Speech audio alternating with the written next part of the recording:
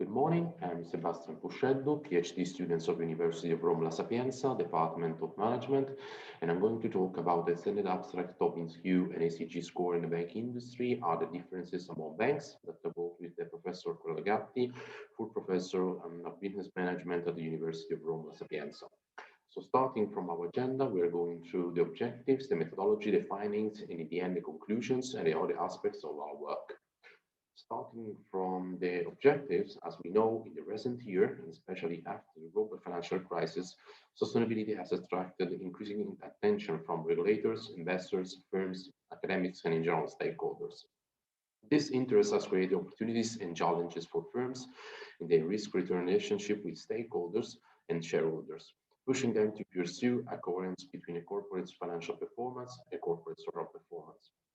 Financial intermediaries are increasing their attention on socially responsible aspects in order to reinforce their credibility and reputation among stakeholders, considering a three-dimensional financial logic such as risk, return, and social impact in order to enhance their long-term value by fulfilling their social responsibilities.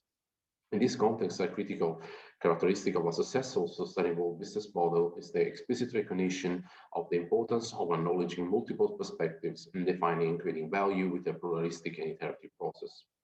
The growth of bank sustainable practices is also strongly driven by legislation at the global level and at the European level. Moreover, economical, legal, and self-regulated aspects have influenced the financial firm behavior in acting in a more responsible way in order to enhance its competitive advantage in a high market competitivity context and to attract socially responsible investors. At the same time, these issues have become a new theme for academics in the field of management, and a number of contributions covering these issues and aspects have been published. Two main strands of literature can be distinguished in this regard: internal practices and external practices. So starting from the first one, as we know, it deals with how the sustainability criteria are integrated in the decision-making process and into policies, strategies, products, and processes with a specific attention on risk management frameworks, planning practices, capital requirements, funding structure, and profitability. The second one, so external practices, deals with the analyzing the relevance of corporate social disclosure with a specific attention to the role played by the board of directors in creating and developing a corporate culture and ethical values that consider sustainability aspects. In this regard, several studies have investigated the effect of board disclosure on firms' reputations, trust, and competitive advantage. And board disclosure aspects have also been investigated in terms of number and presence of independent directors, age and gender of directors, and environmental committee existence. So this studies examines the relationship between the adoption of ESG criteria and shareholder value creation by banks, also taking into account differences among banks' business models and size. With reference to the hypothesis development, so we developed three kinds of hypotheses. For the first one, as we know, there is not an unanimous consensus on the effect of each ESG pillar score on the corporate financial performance and shareholder value creation. The adoption of principles that guarantee a deep disclosure on accountability, compliance, transparency, and corporate governance practices with a reduction of agency costs with the firm stakeholders is undoubtedly reflected possibly in the shareholders' expectations. So the goal for financial firms and in general for firms is allowing stakeholders to transform information into knowledge. So in this case, we developed the first hypothesis that there is a significant relationship between ESG score and shareholder value creation. Moving to the second one, so distinguish the bank's business model by traditional, hybrid, and non-traditional business model. Traditional banks may be expected to integrate the evaluation of future cash flow of borrowers carried out through a traditional analysis of financial statement and business plan, as well as probability of default of borrowers, considering also intangible aspects and not only tangible aspects. So banks with a traditional business model that integrates ESG criteria in evaluation of borrowers' creditworthiness have the opportunity to more accurately assess the ability of borrowers to generate value and to respond to social and environmental risks that may negatively impact the operations and the ability of repayment. So for the second hypothesis, in the banks adopting a traditional business model, there is a significant relationship between ESG score and shareholder value creation. Moving to the third and the last hypothesis, so dealing with a distinction of large, medium, and small banks. Large banks may be expected to be more willing to use quantitative and hard information in lending practices, while smaller banks tend to lend to small, medium retail and private borrowers, using also qualitative and soft information that they are not directly formalized in SEG criteria. So we have a transaction-based versus a relationship-based model of banking. There is not a consistent approach of ACG-related product classification across banks, given the lack of the baseline principle and standards. So banks choose an approach that are often driven by factors, for example, bank size and its internal ACG-related capacity. Smaller banks, however, may have a loan exposure to green project or sustainable proposal, but they are not necessarily publicly promoted or labeled as green finance. So while larger banks tend to establish an internal framework to classify ACG products. So for the third hypothesis, in large bank, there is a significant relationship between ACG score and shareholder value creation. With reference to the methodology and the research methodology, we used a multiple regression analysis of 2,320 observations from a panel and a sample of 290 banks from 48 countries of the period 2011 to 2019. Specifically, we used a modified version of the model proposed by you and Zaolo and Royal Quiros, including variables at the bank level, where the dependent variable is the shareholder value creation, represented by the measured by the Tobin's Q, such as a prospective performance measure does not require risk adjustment or normalization, reflects market expectations, and it's only information provided by firm's financial statement.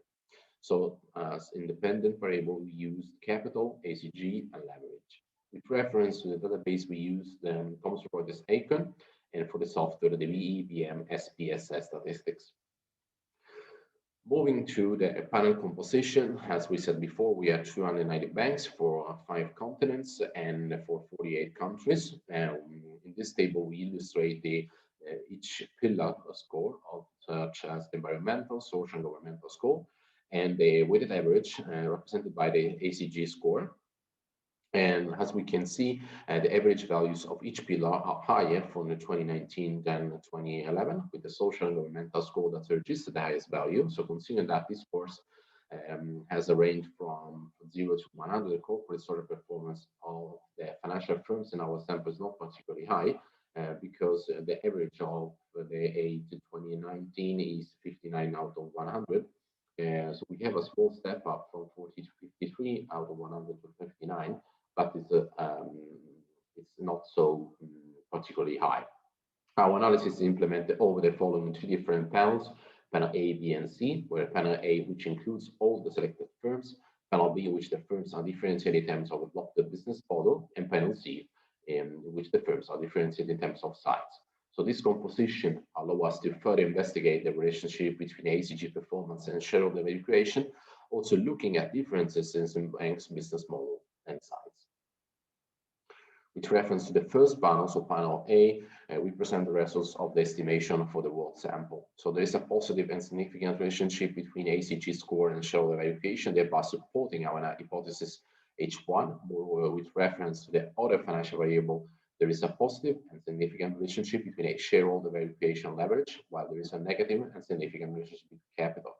So our results are partially in line with the findings from Zabihollah and Crespi and Magliavacca, suggesting that shareholders positive value the long-term investment in corporate social actions.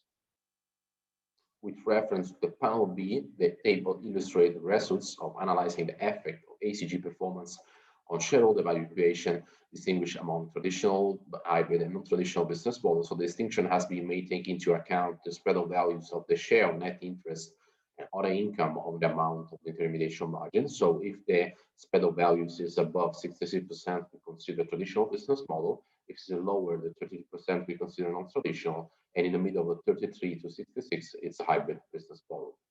As shown in the previous table, there is a positive and significant relationship between ACG score and shareholder value creations measured by the Tobin's Q in both traditional and hybrid business models, so thereby supporting our hypothesis H2. Moreover, with reference to the other financial variable, there is a positive and significant relationship between the shareholder value creation and leverage and capital. So traditional business model register a positive and significant relationship between ACG score and shareholder value creation.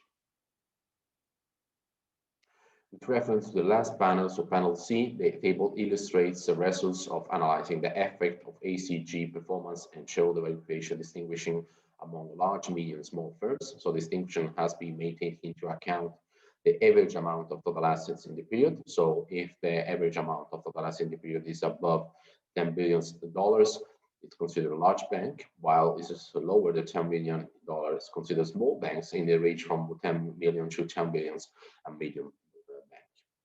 As shown in the previous table, large banks show a positive and significant relationship between the ESG score and shareholder value creation, so measured by Tobin's Q, thereby supporting our hypothesis H3.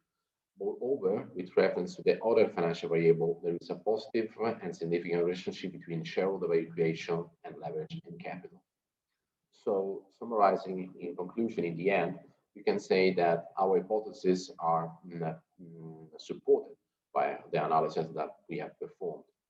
However, notwithstanding the results of our analysis, it's necessary to conclude that the relationship between corporate social performance, corporate financial performance, and shareholder value creation is complex and needs more research. In this regard, future research direction should then address further improvements of the identified framework by extending the observed period. For example, included the effects of COVID-19 pandemic and including also other variables in econometric model.